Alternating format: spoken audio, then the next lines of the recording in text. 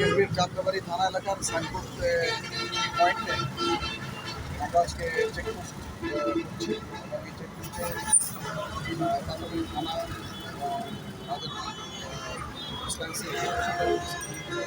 আমাদের সাথে রয়েছে K9 ডগ স্কোয়াড এবং অন্যান্য যে টেকনিক্যাল টিমগুলো আছে। আমরা সম্মিলিতভাবে কাজ করছি এবং ঢাকাগামী যে সমস্ত বাস আছে সন্দেহ বাসে আমরা চেক করছি যাতে ঢাকায় প্রবেশ করতে এখানে কোনো মাদক অবৈধ অস্ত্র প্রবেশ না করতে পারে ঢাকা শহরে।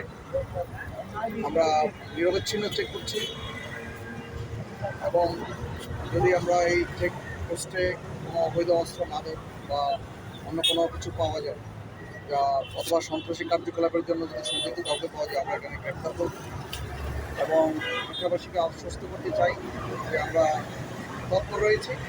আমাদের এই চেকপোস্টের মাধ্যমে অন্যান্য অ্যান্টি ক্রাইম ওয়ার্ক আছে এগুলোর মাধ্যমে ঢাকাকে তথা আমাদের এই ঢাকা মেট্রো পুলিশ কর্তৃক যে কার্যক্রম আছে এই কার্যক্রমের মাধ্যমে আমরা ঢাকাকে নিরাপদ করে তুলতে চাই। Thank you.